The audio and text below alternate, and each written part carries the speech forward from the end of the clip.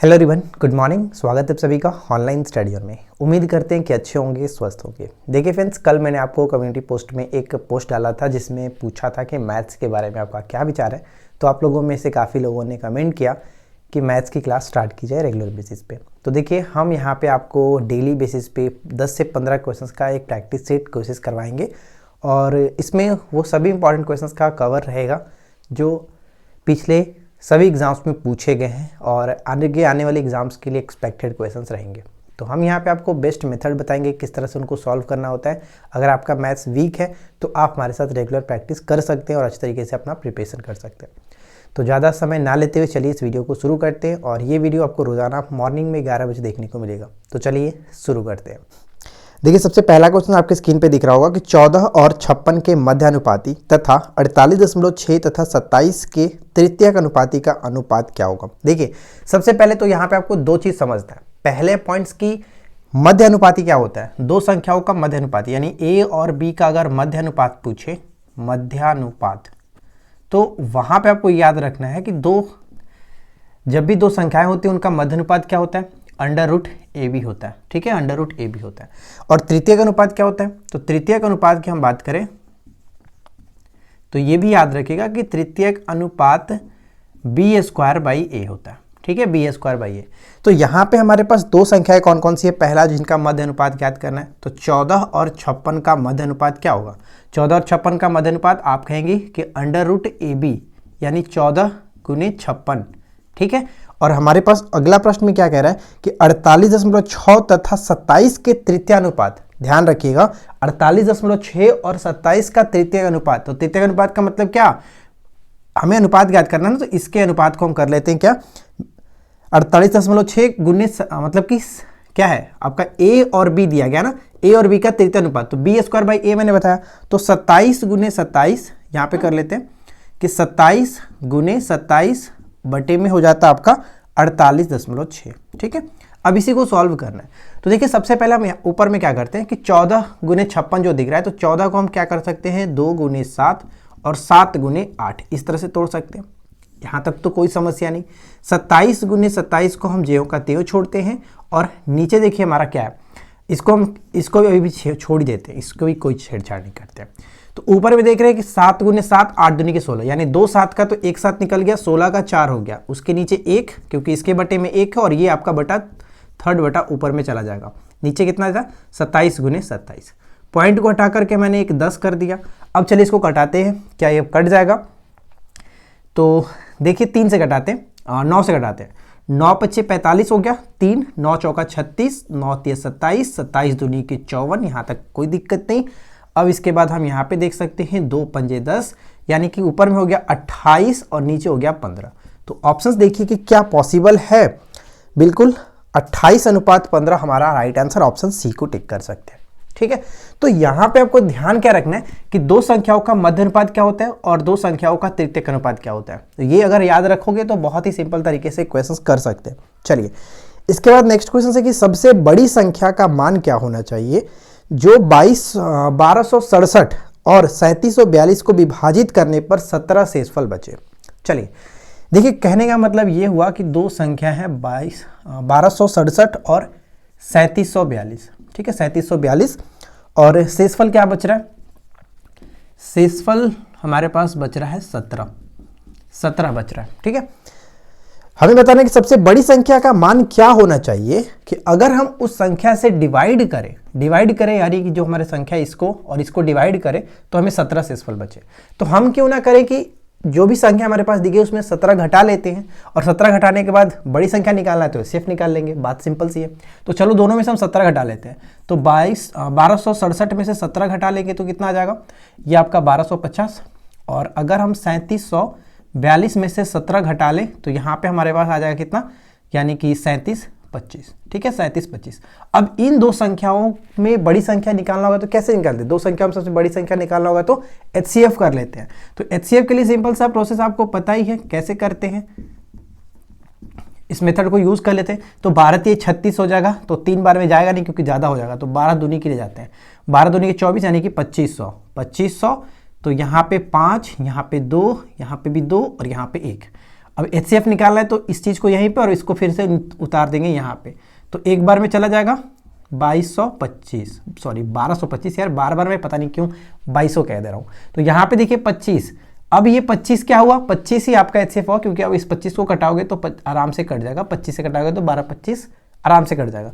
यानी HCF हमारा क्या हो गया, संख्या होनी, सबसे बड़ी संख्या क्या होगी, राइट आंसर ऑप्शन बी को टिक करेंगे, 25 होगा सबसे बड़ी संख्या। यानी इसका मतलब ये हुआ कि अगर हम 25 से डिवाइड करते हैं इस संख्या को तो हमें शेषफल में 17 बचेगा। यही कहने का तात्पर्य हो रहा था। ठीक है, उम्मीद करते हैं ये चीज आप समझ चुके होंगे। चलिए अब बात करते हैं इसके नेक्स्ट क्वेश्चंस की, और अगला प्रश्न देखते हैं क्या कह रहा है। कि अगला प्रश्न है कि एक व्यवसाय में 3 मित्र रीना, मीना और टीना अपनी पूंजी को 1/3 अनुपात 1/4 अनुपात 1/16 के अनुपात में निवेश करती है। यदि रीना और टीना के अर्जित लाभ का अंतर 10,101 रुपए है तो बताइए कि मीना द्वारा अर्जित लाभ कितना होगा। बहुत अच्छा सवाल है, ध्यान से समझिएगा। देखिए सबसे पहले 3 मित्र हैं, रीना, मीना और टीना। ठीक है, नाम भी काफी अच्छा है। अब यहाँ पे इनका जो निवेश का अनुपात था कुछ इस तरह से था, 1/3 अनुपात 1/4 अनुपात 1/16।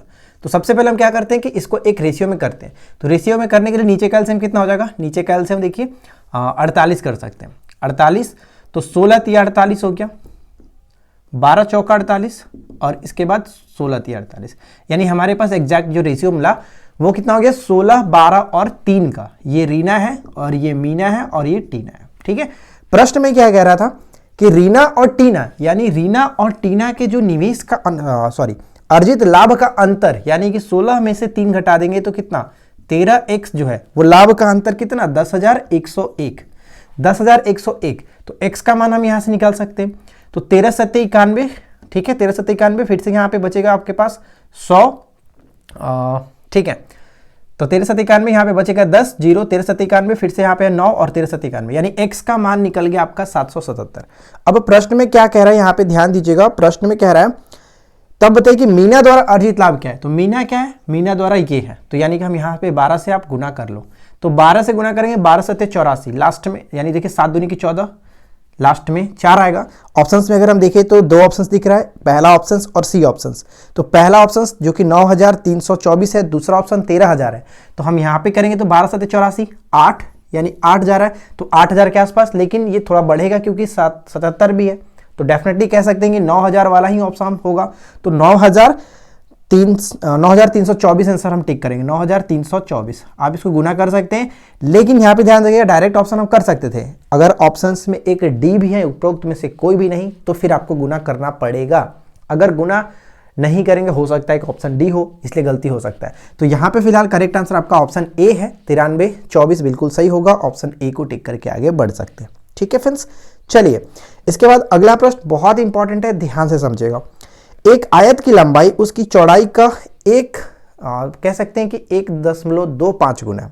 तो ध्यान दीजिएगा कि लंबाई जो है चौड़ाई से, यानी चौड़ाई अगर x है तो लंबाई कितना, 1.25x है।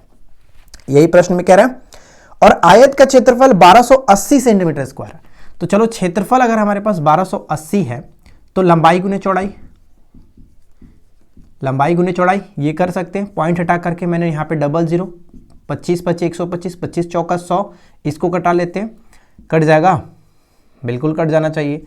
तो 128 गुने 2 हो जाएगा, क्योंकि 10 को मैंने 5 से कटा दिया, ये ठीक है। अब अगर क्रॉस मल्टीप्लिकेशन करें तो 128 गुने कितना हो जाएगा, 8 = x²। यहाँ तक भी कोई समस्या नहीं।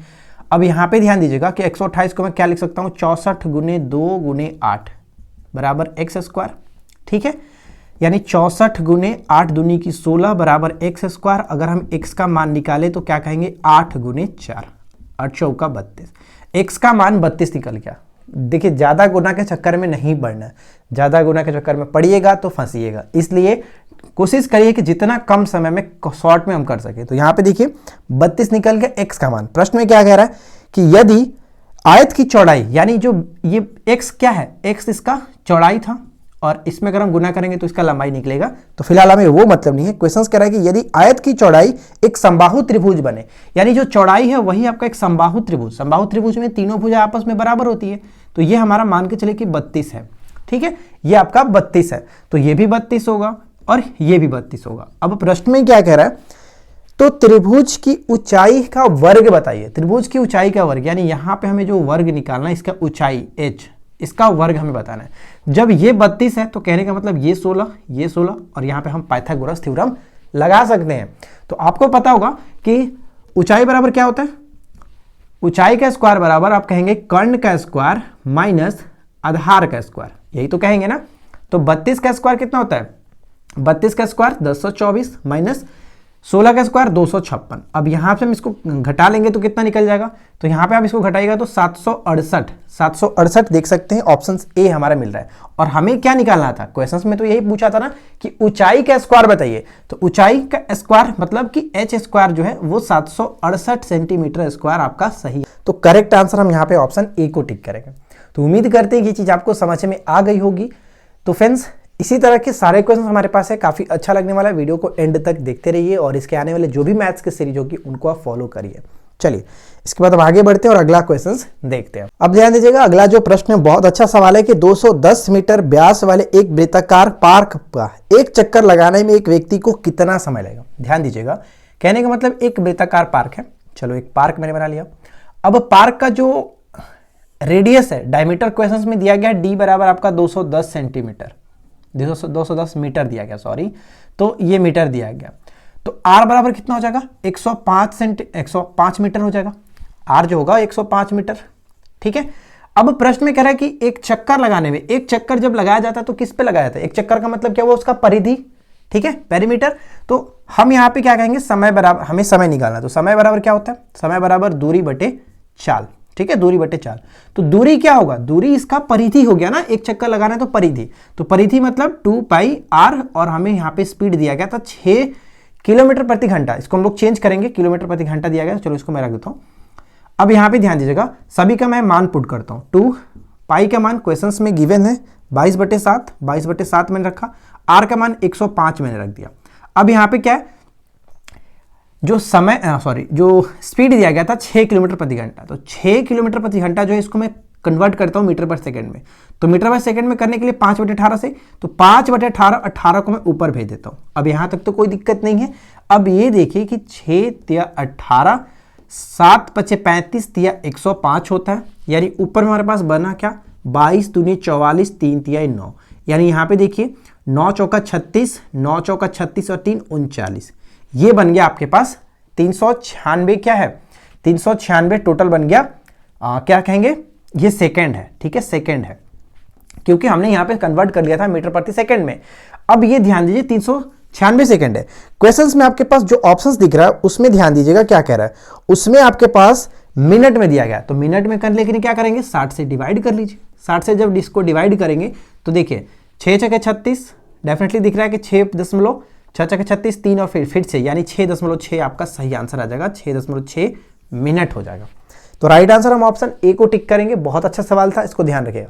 जब भी इस तरह के सवाल आता है तो सबसे पहले यूनिट को ध्यान रखिए कि यूनिट हमें क्या पूछा रहा है, किस में कन्वर्ट करना है, ठीक है। अगर आप यहाँ पे 6 को सिर्फ 6 से डिवाइड करते चलते तो वो डेफिनेटली गलती होता है, क्योंकि ऊपर में मिनट में दिया गया था, मीटर में दिया गया था और नीचे किलोमीटर पर घंटा में था, तो ये चीज ऐसे नहीं होता है, यूनिट को आपको ध्यान रखना है। चलिए अगला प्रश्न है कि एक आदमी गोवा से मुंबई है, गोवा से मुंबई तक 80 किलोमीटर प्रति घंटा की गति से कार चलाता है। ध्यान रखिएगा कि गोवा से मुंबई तक 80 किलोमीटर प्रति घंटा की गति से कार चलाता है, उसकी वापसी के दौरान उसकी गति 6.25 कम हो जाती है। अब इसी को समझना है। पहला मान लीजिए कि जाते समय यहां से अगर वो जा रहा है गोवा से लेकर के मुंबई तक, तो उसका जो स्पीड था 80 किलोमीटर प्रति घंटा, ठीक है। लेकिन जब वापसी कर रहा है मुंबई से गोवा के लिए, जब वापसी कर रहा है तो उसका जो स्पीड है वो कम हो जा रहा है, कितना से, 2.5% से कम हो जाता है। तो 6.25% को कैसे तोड़ेंगे, तो देखिए तोड़ने के लिए सिंपल सा बात ये है कि पॉइंट हटाइए तो डबल जीरो नीचे, प्रतिशत के लिए फिर से नीचे डबल आपका 0, ठीक है। तो 25 625, 25 चौका 100 होता है, 25 चौका 100 होता है, यानी 1/16 से वो कम हो जाता है। अब ये समझिए कि 80 था, तो अगर इतना से कम हो जाता है इसका मतलब क्या है, इसका मतलब ये है कि 15/16 तो 75 आपका, यानी कि 16 × 5 = 80 यानी 75, तो 75 किलोमीटर प्रति घंटा, जो कि अब वो इसका स्पीड था वापस जाते समय 80 किलोमीटर प्रति घंटा की स्पीड से गया, आते समय 75 किलोमीटर प्रति घंटा की स्पीड से है, डिस्टेंस समान है, तो क्या करेंगे? आपको पता है कि औसत गति निकालने के लिए फॉर्मूला क्या होता है, पूछा जा रहा है कि औसत गति। तो औसत गति हम निकालते कैसे? 2xy अपॉन में x प्लस वाई, बस इसी फॉर्मूले को लगा लीजिए। 2 गुने 80 गुने 75 बटे में हम यहाँ पे कितना, दोनों को जोड़ लीजिए तो 155 हो जाएगा। 15 पचे 75 और 31 पचे 155। अब इसको क्रॉस करेंगे तो 80 गुने 15 दूनी की 30 बटे में 31 बराबर में हो जाएगा 2400 बराबर बटे में 31। अब इसको आप डिवाइड कर लीजिए, देखिए कितना निकल जाता है, तो निकलेगा यहाँ पे 77 जो कि 72, ठीक है, 77.42 यहाँ पे बिल्कुल सही आंसर होगा।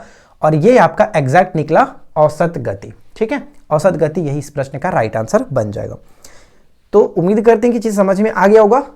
जब भी प्रतिशत दिखा कितना कम कर रहा है तो हमने प्रतिशत को तोड़ लिया, 1/16 से कम हो जा रहा है, तो 1/16 से कम मतलब कि 16 में 1 कम, तो 15/16 से चल रहा होगा, तो 75 यहाँ पे निकल जाएगा। जो पहला 80 था, दूसरा 75 था, तो आप यहाँ पे औसत आसानी से निकाल सकते हैं। चलिए इसके बाद हम आगे बढ़ते हैं।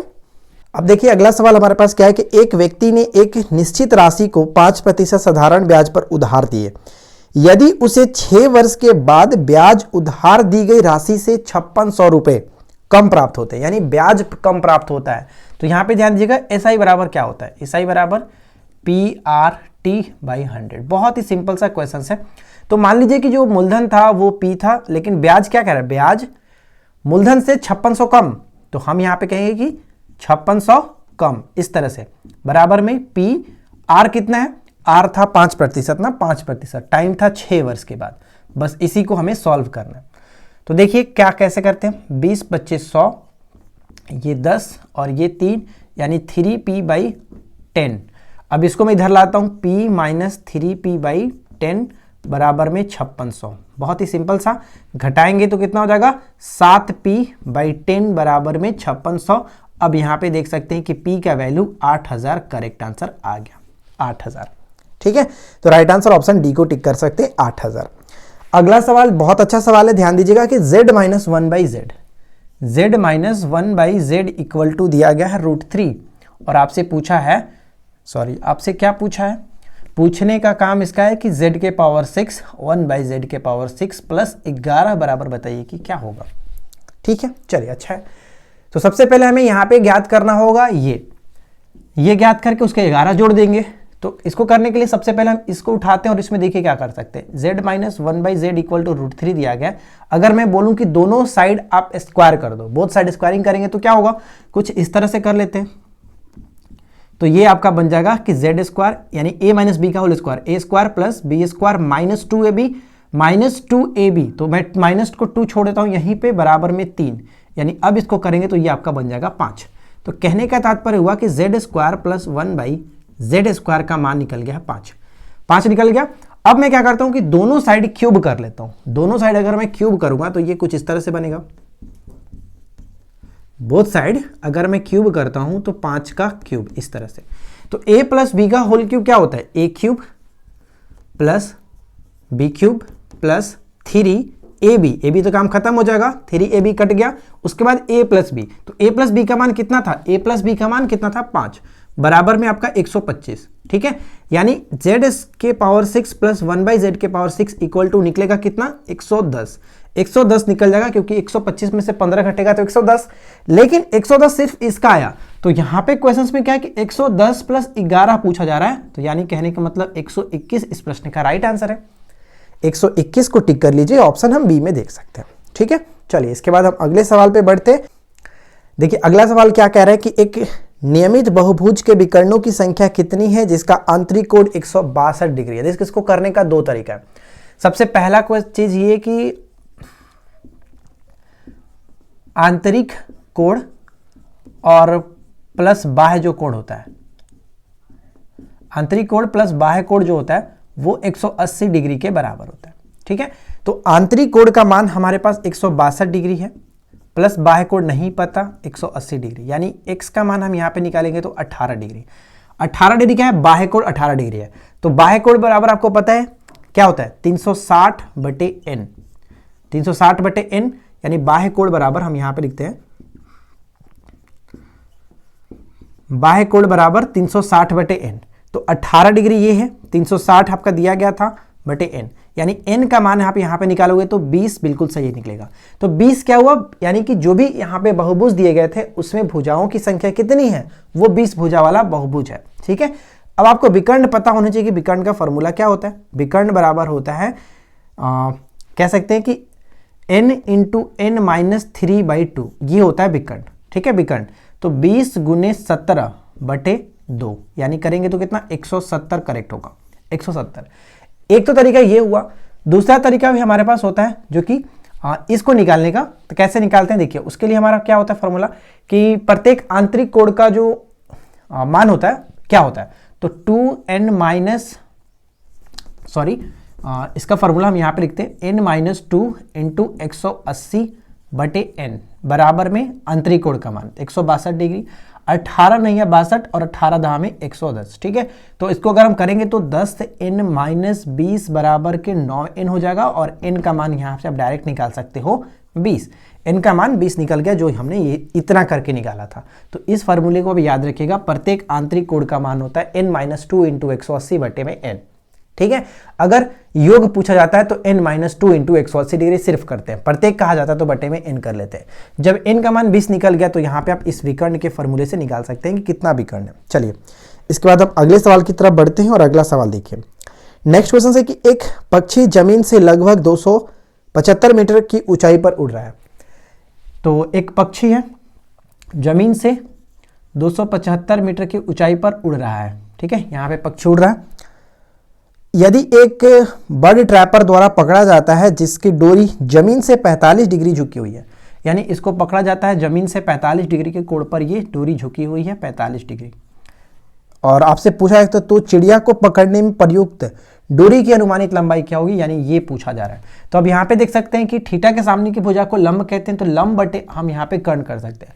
तो साइन 45 में आप जा सकते हो, साइन 45 में क्या होता है लंब बटे कर्ण, तो 275 बटे में x, और साइन 45 डिग्री का मान कितना होता है 1 बटे में √2, 1 बटे √2 275 बटे x, यानी x का मान सिंपल तरीके से आप यहाँ पे ये कहोगे कि 275 गुने √2 होगा, और √2 का मान क्वेश्चंस में गिवन है 1.414। अब इसको आप सॉल्व कर लो, राइट आंसर निकल जाएगा। तो सही आंसर यहाँ पे फिलहाल 388 समथिंग आता है, तो 389 आपका करेक्ट आंसर बन जाएगा, ऑप्शन ए। ठीक है, आप इसको सॉल्व करिएगा, सिंपल तरीके से निकल जाएगा। चलिए, फिलहाल हम बढ़ते हैं अगले प्रश्न की तरफ। देखिए, इसको वैसे भी कर सकते हो कि गुना करने पर 2 एकम 2, लास्ट में मतलब कि स्टार्टिंग का 2 आ रहा है, तो 2 आ रहा है, तो ऑप्शंस में हमें यहाँ पे 200 दिख रहा है, 200 से ज्यादा दिखने को मिलेगा, 200 से ज्यादा लेकिन 400 से कम होगा, तो 400 से कम एक ही ऑप्शन से 389, जो कि ऑप्शन ए को टिक करेंगे। इसके बाद हमारा अब देखिए फ्रेंड्स, नेक्स्ट क्वेश्चन जो कि आज की इस वीडियो का आखिरी प्रश्न है कि पिता की आयु अपने पुत्र की आयु की 4 गुनी है। कैसे करते हैं, एज प्रॉब्लम वाले प्रश्न, फादर और सन दिया गया, तो पुत्र से कितना गुना है 4 गुनी है, तो 4 गुनी 1, और ये क्या था इसके प्रेजेंट की बात की जा रही थी, प्रेजेंट वर्तमान की आयु। आगे कह रहे हैं कि 10 वर्ष के पश्चात, 10 वर्ष के पश्चात मतलब ऊपर का एरो मतलब कि ऊपर जा रहा है, बाद की बात कर रहे हैं, 10 वर्ष के पश्चात पिता की आयु अपने पुत्र की आयु से 3 गुनी होगी। तो पिता की आयु अपने पुत्र की आयु की 3 गुनी होगी। तो मैंने आपको क्या बताया कि सबसे पहले आप दोनों के डिफरेंसेस को इक्वल करेंगे। देखिए, इसमें कितना का अंतर हो रहा है 3 और 1, 2 का अंतर, ऊपर में गुना कर लीजिए। ऊपर में कितना का डिफरेंस हो रहा है 4 और 1, 3 का अंतर, नीचे गुना कर लेंगे। अब ऊपर में गुना दोनों में होता है, तो 4 दूनी की 8, 2 एकम 2, इसमें करेंगे तो 3 तिहाई 9, 3 एकम 3। अब दोनों में देखिए अंतर बराबर होगा, 8 और 6, 8 और 2, यानी कि दोनों में गैपिंग 6 का है, इसमें भी दोनों गैपिंग 6। जब इक्वल हो जाए तब हम यहाँ पे अब इसको देखते हैं, 8 और 9 का कितना अंतर हो रहा है 1 यूनिट, 1 यूनिट बराबर कितने साल का अंतर हो रहा है, प्रेजेंट से लेकर के 10 साल बाद, यानी 10 साल के बाद हो रहा है, 10 साल ज्यादा, यानी 1 यूनिट कितने साल के बराबर है 10 साल के बराबर। क्वेश्चंस में क्या पूछा जा रहा है कि पिता की वर्तमान आयु, पिता कौन था, पिता ये है, तो यानी 8 दहा में 80 बिल्कुल सही आंसर हो जाएगा। पुत्र की पूछता तो पुत्र 20 हो जाता, दोनों का योग पूछता तो 100 कर लेते हैं, अंतर पूछता तो 60 कर लेते हैं, जो भी पूछा जाए आप उस तरह से करिए। ठीक है, औसत पूछा जाता तो 50 हो जाता। आई होप कि फ्रेंड्स आपको सारी चीजें समझ में आ गई होगी। क्वेश्चंस भी काफी अच्छे थे, जिस तरह के पीछे क्वेश्चंस पूछे गए एग्जाम्स में उसी को पैटर्न में हम लेकर के चल रहे थे। अगर आपको ये वीडियो अच्छा लगे तो प्लीज नीचे कमेंट करके बताइएगा, क्या इंप्रूवमेंट करना चाहिए वो भी कमेंट करके बताइए। और रेगुलर हमारे इस क्लास को ज्वाइन करने के लिए आप मॉर्निंग में सुबह 11 बजे हमारे साथ इस वीडियो में बन सकते हैं। उम्मीद करते हैं कि आप लोगों को ये वीडियो अच्छा लगा होगा। इस वीडियो को ज़्यादा से ज़्यादा लाइक करिए, फ्रेंड के साथ शेयर करिए, चैनल पर पहली बार सब्सक्राइब करके नोटिफिकेशन बेल आइकन को ऑल पे सेट करिएगा। मिलते हैं नेक्स्ट क्लास में। Thanks for watching.